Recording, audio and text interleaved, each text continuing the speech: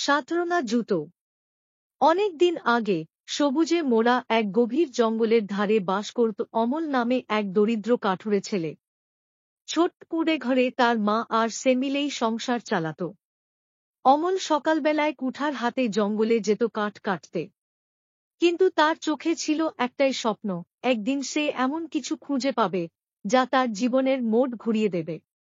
একদিন দুপুরে অমল কাঠ কাটতে কাটতে দেখল একটি স্বর্ণাভ হরিণ ঝোপের আড়ালে লুকিয়ে কাঁপছে। হরিণটির শিং থেকে সূর্যের আলো যেন রঙিন ঝিলিক দিচ্ছিল। কাছে গিয়ে দেখে তার পা কেটে গেছে। অমল নিজের পানির পাত্র দিয়ে হরিণের ক্ষত ধুয়ে দিল। হরিণটি কৃতজ্ঞ দৃষ্টিতে তার দিকে তাকিয়ে বলল, মানুষের হৃদয় তো অনেকদিন পর এত দয়ালু দেখলাম।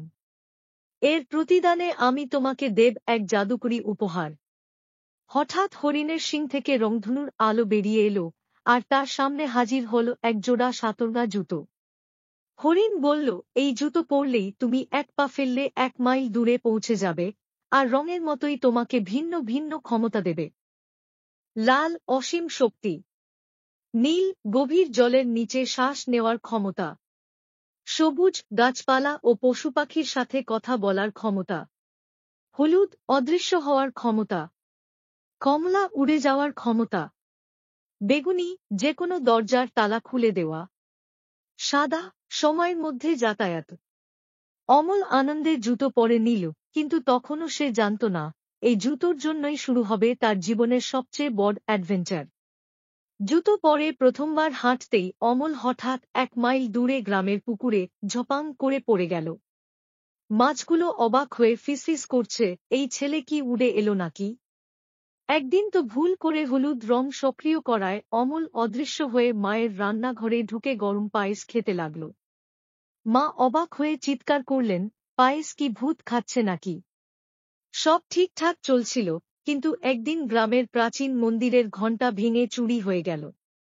লোকেরা বলল এটা কালো ধোঁয়ার রাজা করেছে। সে ঘণ্টা বাজিয়ে 7 দিনের মধ্যে পুরো গ্রাম অদৃশ্য করে দেবে। অমল বুঝল এখন তার জাদুকরী জুতোর সময় এসেছে। জুতোর সাদা আলো ব্যবহার করে সে সময় ফিরে গেল ঘণ্টা চুরির আগের মুহূর্তে। কিন্তু ধোঁয়ার রাজাকে দেখে সে হতবাক, ওটা আসলে এক বুড়ো জাদুকর, যে আগে মানুষের উপকার করত, কিন্তু প্রতারণায় বিশ্বাস হারিয়ে দুষ্ট হয়ে গেছে। অমল তার সবুজ ক্ষমতা দিয়ে মন্দিরের পুরনো বৃক্ষের ভাষায় জানল, জাদুকরকে তার হারানো বিশ্বাসের রত্ন ফিরিয়ে দিলে সে আবার ভালো হয়ে যাবে। বেগুনি ক্ষমতা দিয়ে তালা খুলে, নীল ক্ষমতা দিয়ে নদীর নিচে লুকানো রত্ন খুঁজে এনে অমল তা জাদুকরের হাতে দিল। রত্ন হাতে পেয়ে জাদুকরের চোখে জল এসে গেল, আর ধোঁয়া মিলিয়ে গেল বাতাসে। ঘণ্টা ফিরিয়ে দিয়ে সে গ্রামের মানুষদের ক্ষমা চাইল। গ্রামবাসী আনন্দে অমলকে বীর হিসেবে স্বাগত জানাল। সাতরঙা জুতো এখনো তার কাছে আছে, তবে সে শিখেছে সবচেয়ে বড় জাদু জুতোর নয়, মানুষের ভালোবাসা ও বিশ্বাসের মধ্যেই লুকিয়ে থাকে।